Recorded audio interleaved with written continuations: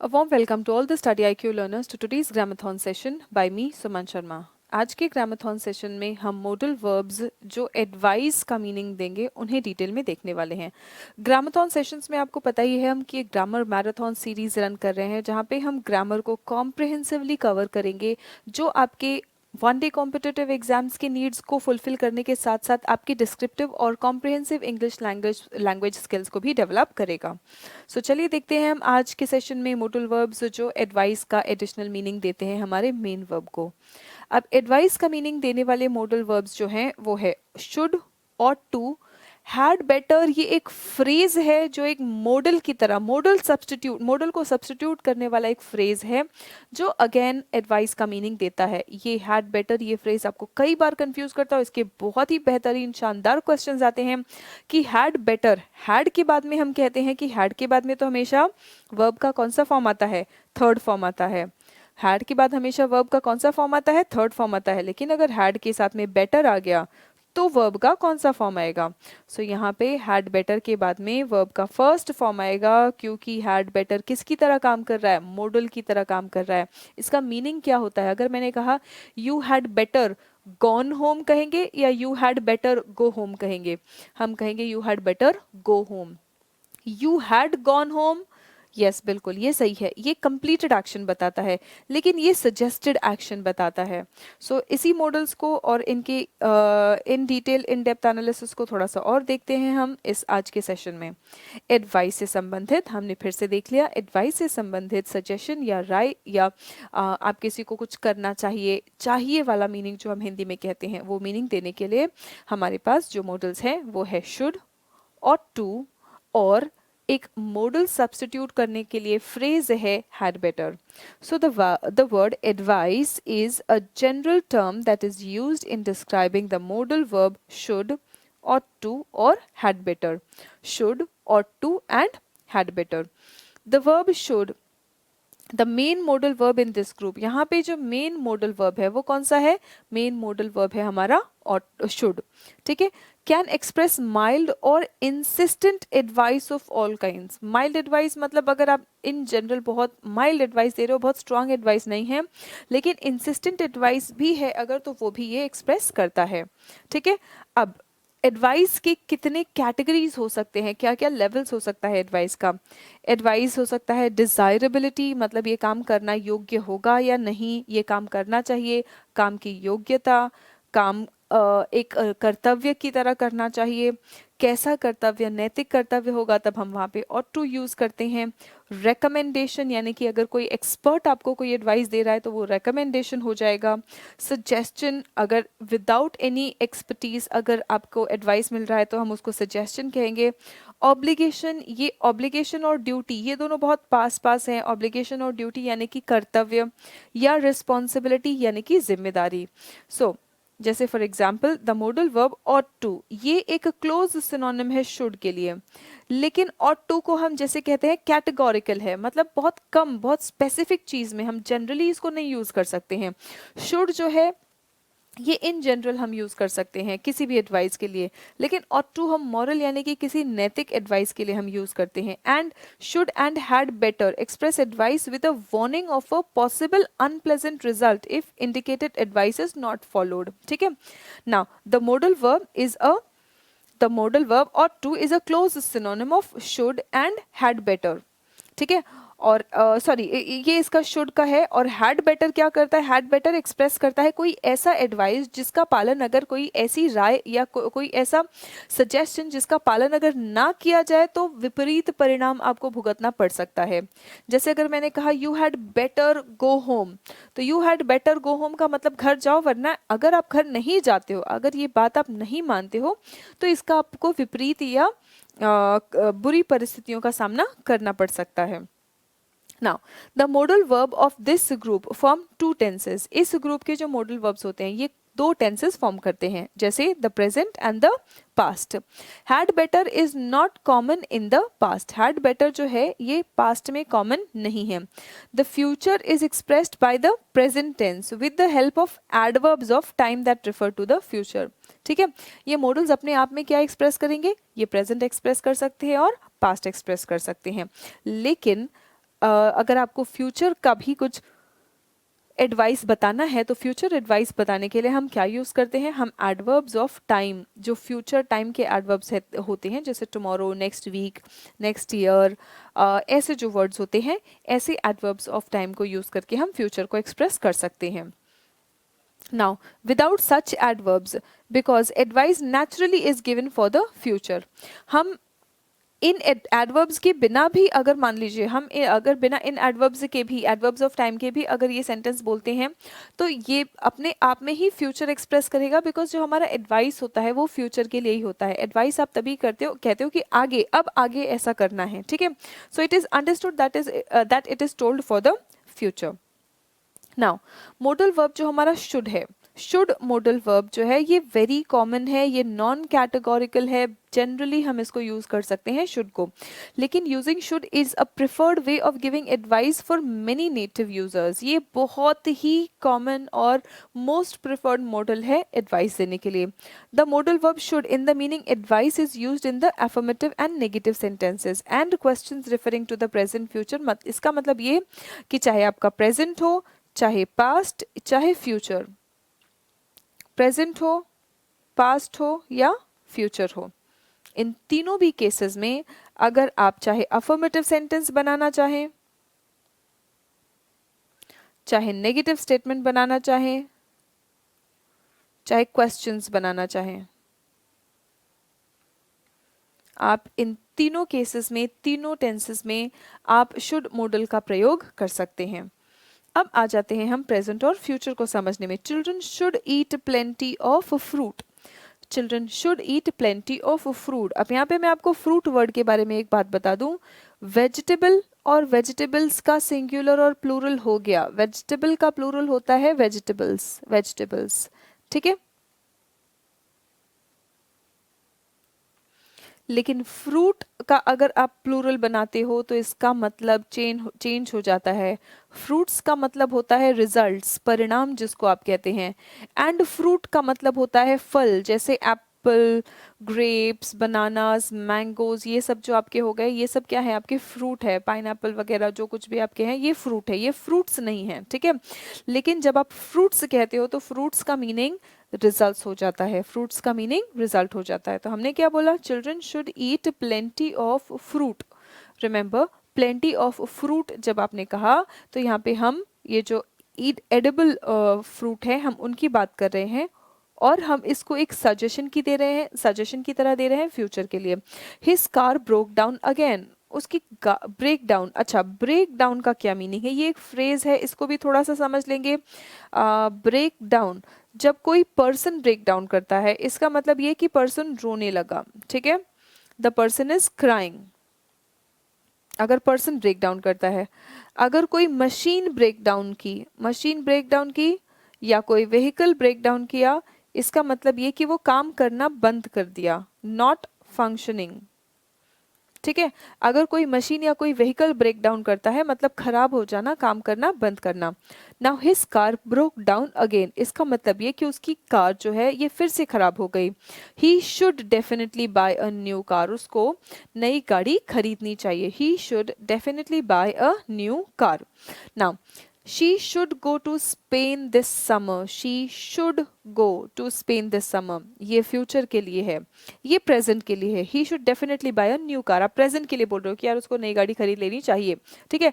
लेकिन she should go to Spain this summer, इस summer उसको स्पेन जाना चाहिए. ये ऑब्वियसली आपने एडवाइस दिया है और ये फ्यूचर के लिए एडवाइस दिया है आपने.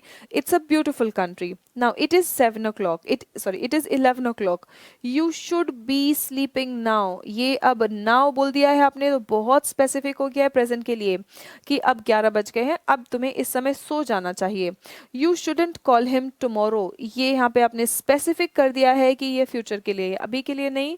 अभी कॉल कर सकते हो लेकिन कल तुम्हें उसको फोन नहीं करना चाहिए. You shouldn't smoke in this room, ये प्रेजेंट के लिए है. You can get the meaning here, ये अभी प्रेजेंट के लिए है. Now I will have to air it. They shouldn't stay here, ये भी प्रेजेंट के लिए ही है. In the present context, उनको अभी यहाँ पे नहीं रहना चाहिए. You shouldn't leave on Monday, जैसे ही टाइम आ जाता है ऑन मंडे, मतलब ऑब्वियसली मंडे अभी आया नहीं है, इसलिए हम ऑन मंडे ये डे स्पेसिफाई कर रहे हैं और इस दिन आपको नहीं निकलना चाहिए। We are going to have an important meeting on Tuesday, of course ये भी फ्यूचर के बारे में बात कर रहा है। Should I ask Nina about it, so ये प्रेजेंट के लिए है। यस यू शुड, आंसर देखिए इसका कैसा होगा, जैसा आपका हेल्पिंग वर्ब होगा उसी के हिसाब से आपका आंसर होना चाहिए। यस यू कैन नहीं कहोगे यहाँ पे, आप कहोगे यस यू शुड या no you shouldn't.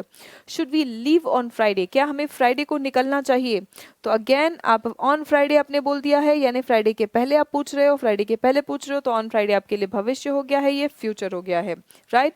Now the model should in the meaning advice can replace must, जब स्ट्रॉन्ग एडवाइस होता है, स्ट्रॉन्ग नेसेसिटी होता है, किसी चीज को करने की बहुत ही अत्यधिक आवश्यकता होती है, स्ट्रॉन्ग नेसेसिटी होता है, तब मॉडल वर्ब जो हमारा शुड है ये एडवाइस को रिप्लेस कर सकता है। The model verb should in the meaning advice can replace must in the meaning strong necessity, या फिर जब नेगेटिव में शुड नॉट आप कहते हो, जब प्रोहिबिशन है, मनाही है किसी चीज की, तब भी हम शुड नॉट नहीं, जहाँ पे सख्त मनाही है किसी चीज की तब हम शुड नॉट नहीं कहेंगे, तब हम मस्ट नॉट कहेंगे। If the speaker wants to sound less categorical, less categorical मतलब आपको मनाही वाला ही सेंस देना है, इन जनरल वाला नहीं, मनाही वाला सेंस देना है, तब आप इस तरह से इसे यूज करेंगे। Now you should go there right away, मतलब अभी तुरंत तुम्हें वहां पे जाने की जरूरत है, तुम्हें अभी तुरंत वहां जाना चाहिए, so you should go there right away. फिर उसके बाद you must go there right away, यानी कि वहां पे तुरंत पहुंचने की बहुत जरूरत है, you should go there right away, हाँ वहां पे जाने की जरूरत है, बट तुरंत तत्काल में, इमीडिएट, बहुत ही अत्यधिक आवश्यकता है, तब आप कहेंगे you must go there right away. You shouldn't park here, तुम्हें यहाँ पे पार्क नहीं करना चाहिए। अब यहाँ पे पार्क करना यहाँ पे सही नहीं है, लेकिन अगर यहाँ पे पार्क करने की मनाही है तो आप क्या कहोगे, you must not park here, prohibition है, मतलब तुम यहाँ पे पार्क नहीं कर सकते। एक तो है तुम्हें यहाँ पे पार्क नहीं करना चाहिए, एक तो तुम यहाँ पार्क नहीं कर सकते हैं। I hope you are getting the difference between these two. Now should in the past, जब शुड इन द पास्ट जाता है तब हम देखते हैं हम क्या इसको कैसे समझने की कोशिश करेंगे। The model verb should forms past by adding the perfect infinitive of to the main verb, यानी कि अब शुड का तो कोई पास्ट फॉर्म नहीं है, अब शुड का कोई पास्ट फॉर्म नहीं है, तो हम इसका पास्ट कैसे बनाएंगे, मेन वर्ब को, ये मेन वर्ब में जो हमारा इन्फिनेटिव है उसको हम परफेक्ट फॉर्म में बना के हम पास्ट के बारे में बात करते हैं। Now, such constructions show that the speaker feels that the past action or absence of the action was a mistake. ठीक है, पास्ट एक्शन या तो एक्शन हुआ या तो ना होना, एक्शन का या तो होना या तो ना होना, ऐसे कंस्ट्रक्शन में यूजुअली ये माना जाता है कि जो भी है या तो एक्शन का होना या तो ना होना, इन आइदर केस कि वो गलती थी। जैसे फॉर एग्जाम्पल जब आपने कहा ये मिस्टेक या रिग्रेट शो करता है, मिस्टेक या रिग्रेट शो करता है, ठीक है। जैसे फॉर एग्जाम्पल हमने कहा you should have called her yesterday, यानी कि देखो कॉल करने का एक्शन हो चुका है, आप सजेशन दे रहे हैं कि कल तुम्हें कॉल कर लेना चाहिए था और तुमने कॉल जो नहीं किया वो गलती की है, तुम्हें कल कॉल कर लेना चाहिए था, ठीक है। तो ये सजेशन हो गया, पास्ट में सजेशन हो गया, एक्शन भी बीत चुका है और तुम्हें कॉल कर लेना चाहिए था, तुम्हारा कॉल ना करना गलती है, ठीक है।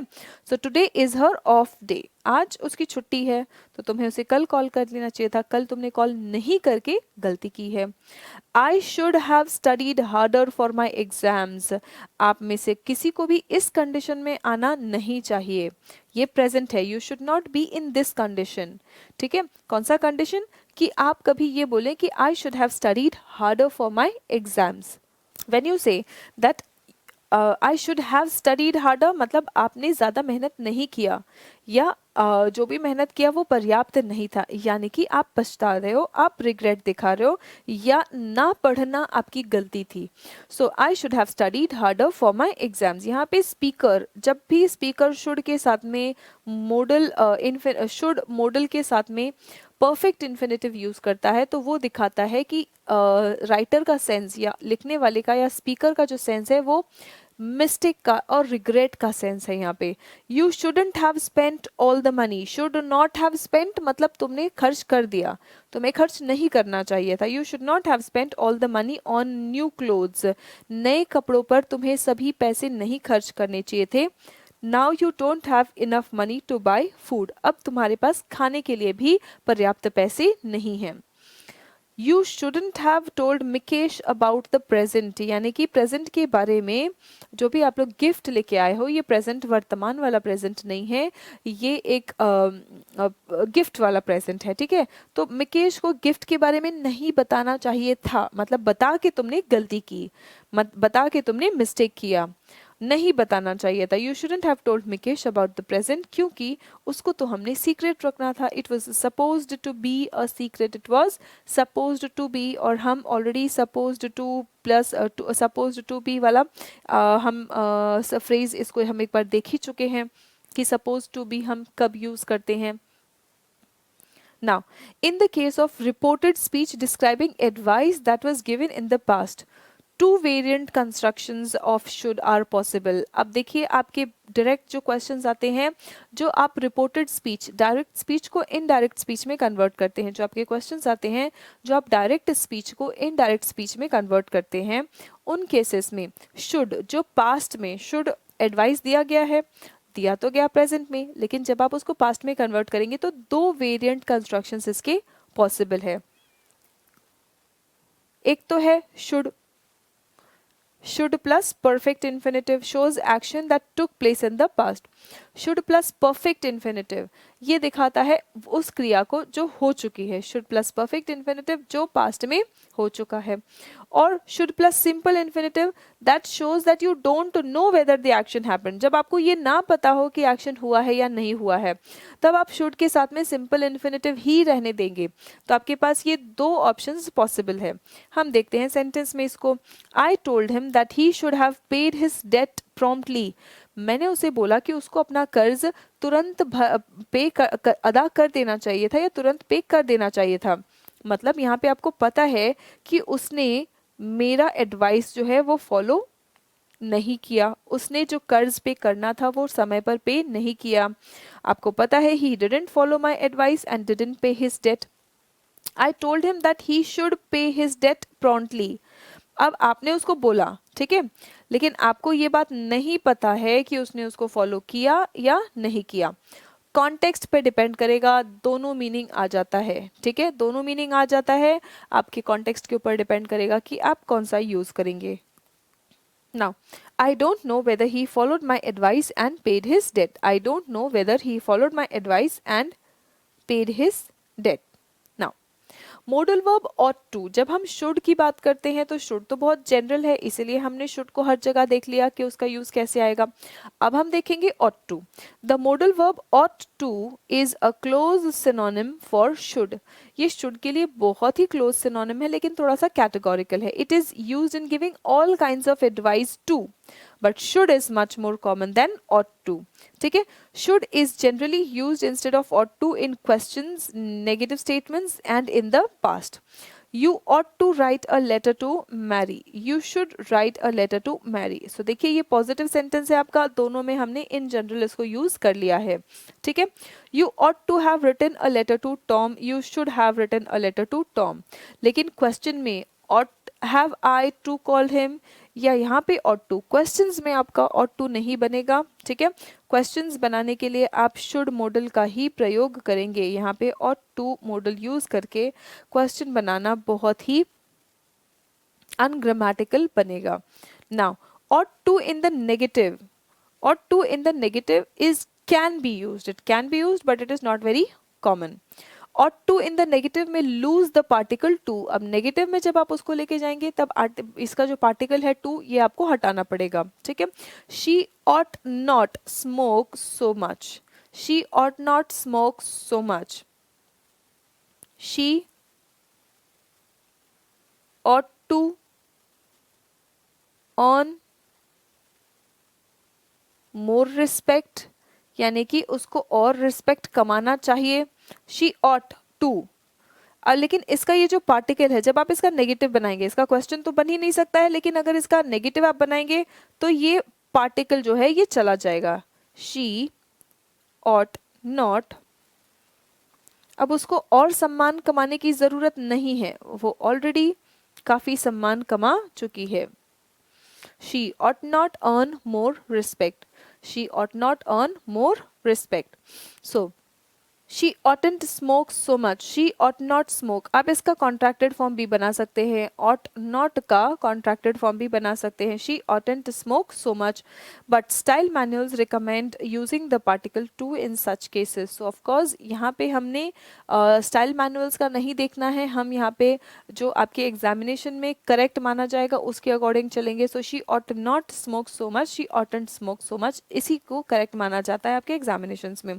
She ought not to eat so much chocolate, इसको आप, ये गलत नहीं है, लेकिन हाँ आपके एग्जामिनेशंस में जैसे फॉर एग्जांपल हम एम नॉट का कॉन्ट्रैक्टेड फॉर्म लिखते हैं, आपने देखा होगा स्पोकन इंग्लिश में एंट कहा जाता है, स्पोकन इंग्लिश में एम नॉट का कॉन्ट्रैक्टेड फॉर्म एंट कहा जाता है, इसको सही माना जाता है, लेकिन आरंट को हम सही मानते हैं, इसको हम स्लैंग मानते हैं, इसलिए रिटन इंग्लिश में इसको प्रेफरेंस नहीं देते हैं।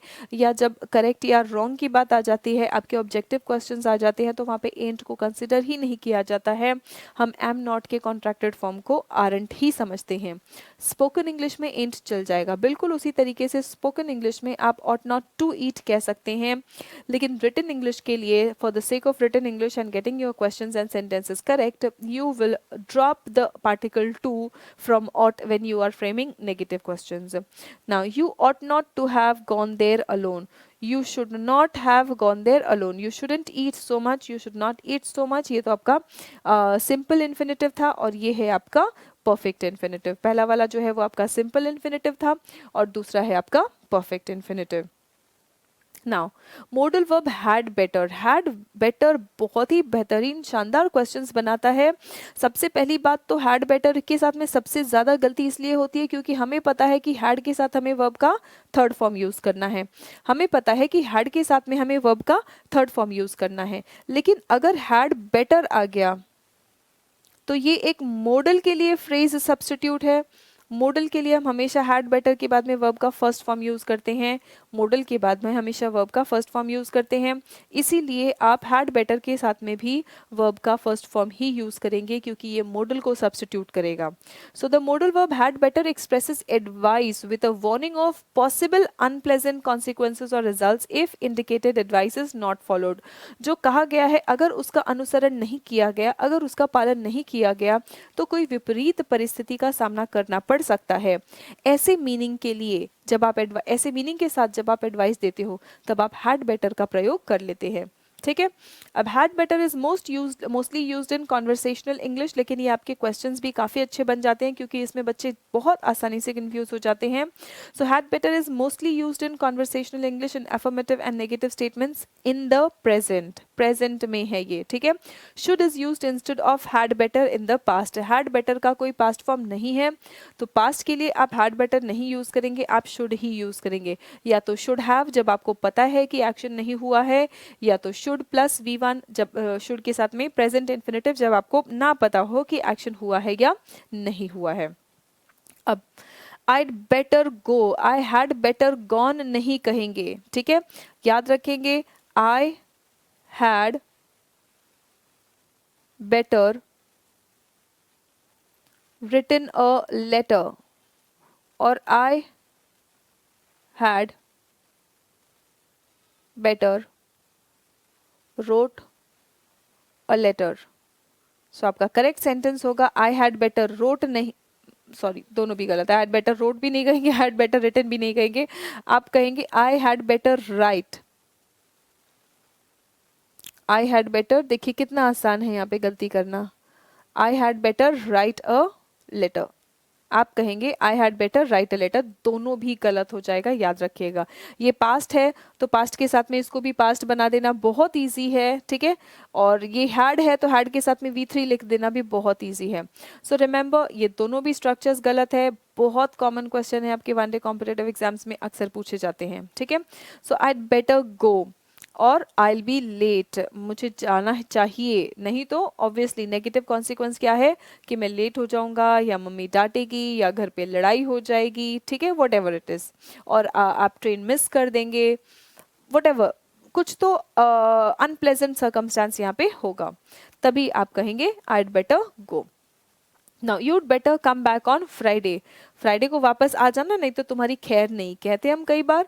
सो राइट, ऐसे मीनिंग के साथ में जब आपको सेंटेंस कहना है तब आप कहेंगे you'd better come back on Friday. Similarly you'd better be here on time, मतलब समय पर यहाँ आ जाना, नहीं तो समय पर नहीं आओगे तो इसका तुम्हें कोई ना कोई विपरीत परिस्थिति या विपरीत परिणाम का सामना करना पड़ सकता है। शीड बेटर नॉट कम, V1 है ये, हेयर अगेन, अच्छा होगा वो यहाँ पे वापस ना आए, क्योंकि आएगी तो हम मुसीबत में पड़ जाएंगे। Your cough is becoming worse, आपकी तबीयत दिन प्रतिदिन और खराब हो रही है। You had better see a doctor, ये आप तब कहते हो डॉक्टर को दिखा लो, नहीं तो और तबीयत खराब होती जाएगी, क्योंकि ऑलरेडी तुम्हारी तबीयत पहले से खराब हो रही है। Your cough is becoming worse, so you had better seen या यू हैड बेटर सॉ नहीं कहेंगे, you had better see a doctor, क्या कहेंगे आप, you had better see a doctor. Now you should have come back on Friday, आपने क्या कहा, you should have come back on Friday, मतलब यहाँ पे तुम्हें देखो, यहाँ पे भी मिस्टेक की बात हो रही है ना, फ्राइडे मिस्टेक, और वो भी इन द पास्ट मिस्टेक है, एक तो इसको मिस्टेक की तरह देखा जा रहा है, दूसरे पास्ट का सजेशन है ये, मतलब पास्ट में तुम्हें ये काम करना चाहिए था, तुमने ये नहीं किया। अब हैड बेटर तो हम पास्ट के लिए यूज नहीं कर सकते हैं, तो you had better come back on Friday ये फ्यूचर हो जाएगा, ऑन फ्राइडे, फ्राइडे तो पिछला गया भी और आने वाला भी है। अगर आपने you had better come back on Friday कहा तो ये फ्यूचर के लिए हो जाएगा, ठीक है। यू शुड हैव पास्ट के लिए अगर आपको बोलना है। अब कॉन्टेक्स्ट देखो, you missed N important meeting, ये आपको बताएगा। अगर आपके ऑप्शंस में मान लीजिए इसको अंडरलाइन कर दिया जाए, ठीक है। अब यहाँ पे एक बहुत बेहतरीन, बहुत शानदार क्वेश्चन यहाँ पे बन रहा है, तो एक बार इसको हम लोग देख लेते हैं। अब मैंने इसको अंडरलाइन कर दिया, ठीक है, और मैंने आपको ऑप्शंस दे दिया, you may have, you should, had better and had. Answer बताएंगे यहाँ पे, look at the options, now see context, यही आपको कॉन्टेक्स्ट एनालाइज करना है।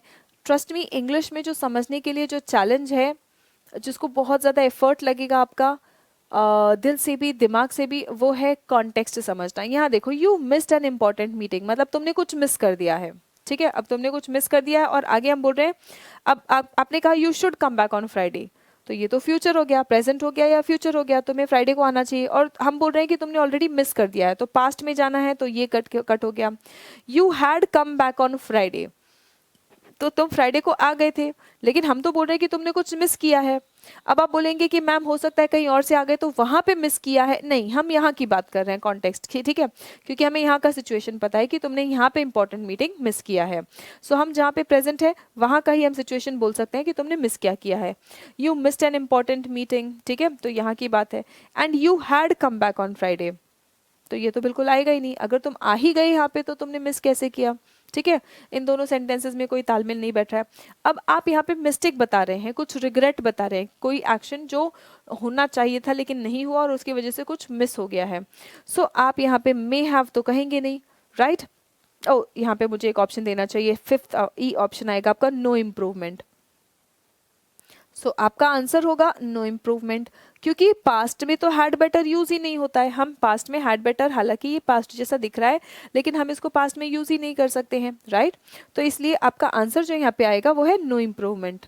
शुड हैव, पास्ट में रिग्रेट बताने के लिए आप जो एक्शन यूज करेंगे जिसकी वजह से आपको बुरा परिणाम भुगतना पड़ा या अनप्लेजेंट सिचुएशन का सामना करना पड़ा, वहां पे आप शुड हैव का ही प्रयोग करेंगे। You should have come back on Friday, you missed N important meeting. You should have come back on Friday, you missed N important meeting. अब हम लोग कुछ फ्रेजेस देख लेते हैं, other phrases for giving advice. Advice देने के लिए हमारे पास और क्या क्या फ्रेजेस है। You can use the verbs tell, advise, recommend in describing the advice given, ठीक है। एडवाइस जो है वो बताने के लिए, जो गिवन एडवाइस है उसको बताने के लिए आप एडवाइज, रेकमेंड ये वर्ब्स का भी प्रयोग कर सकते हैं अपार्ट फ्रॉम द मॉडल्स, ठीक है। Now note that the verbs advise, recommend have peculiarities in the use of gerund और इन्फिनेटिव आफ्टर देम।